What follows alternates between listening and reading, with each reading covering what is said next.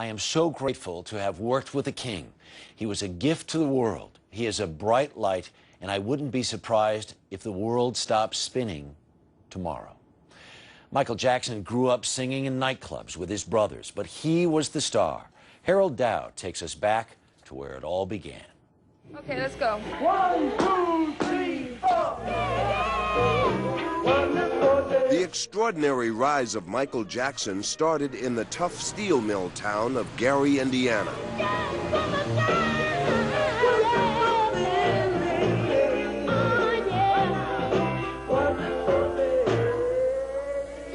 The seventh of 9 children. By age 5, he was performing with his brothers, the Jackson 5, driven by his ambitious and demanding father, Joseph. Michael Jackson is one of the most gifted entertainers to ever live. Motown legend, Smokey Robinson. He is the entire package. He has everything.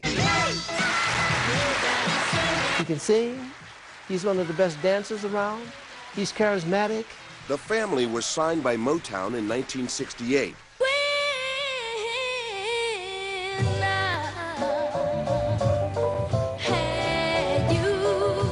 The band had a string of #1 hits.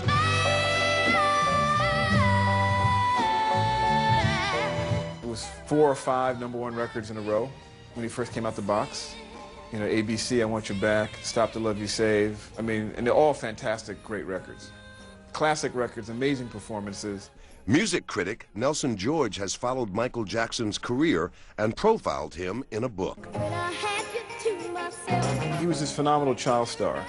And there was a whole generation of people who in the 80s came of age as record buyers who had grown up with Michael Jackson as part of their popular consciousness from 69, 70, 71, 72. People grew up with him, and they had a familiarity and a affection for him. The Jackson 5 took the country by storm, playing Ed Sullivan, their albums going platinum. I want you back. It was in 1979, with producer Quincy Jones at his side, that Michael, now 21, really broke out. His album, Off the Wall, rang up $37 million in sales.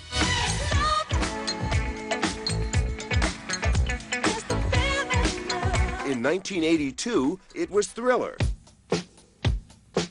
which made $115 million. Nearly every single song on the album made it to #1. The sales of Thriller, it just was unbelievable. It kept selling and selling and selling. I think they had 7 #1 singles or some insane amount of hit singles, unprecedented. And Michael backed up his sales with electrifying performances. His appearance on the Motown 25, when he did the moonwalk, was the par probably with, you know, the Beatles and Ed Sullivan show. Everyone was talking about it. Everyone saw it. It was one of those shared moments. With the hits came armloads of Grammys and truckloads of money. And he created the new world of music videos. Michael was probably the first true music video artist. Michael took the video and made it into a huge extravaganza. But even as Jackson got richer and more successful, his personal life got stranger. His face, his outfits, his marriage, and his lifestyle. And as the media zoomed in, he began to look more like a circus sideshow than a musical superstar. By 2003, Jackson's record sales and popularity began to plummet. Are you silly? While his income was dropping, Jackson made a spectacle of his personal life, living lavishly. The big shopping sprees, the $2 million watches, the $10,000 bottles of perfume. This one? There's plenty of anecdotal evidence that the spending is really run amok. In this British documentary, he racked up hundreds of thousands of dollars in knickknacks and furnishings in one day. This table. These, Eventually, Jackson's lagging these, sales and right? wild lifestyle caught up with Look how him. beautiful these are. These, right? He reportedly spent more than $50 million on the Central California fantasy park Neverland. It cost Jackson an estimated $4 million a year just to maintain. That went on the auction block last year. He sold it for less than half of what he paid.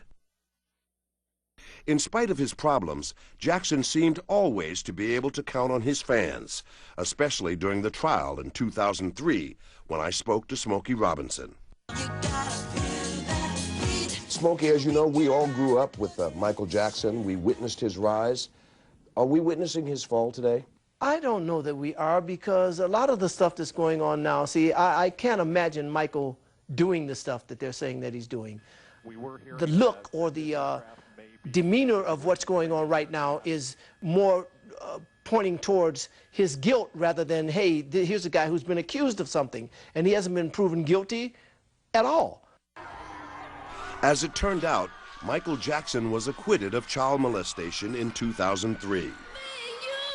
For Quincy Jones, Jackson's longtime mentor, the news of his friend's passing is hard to express.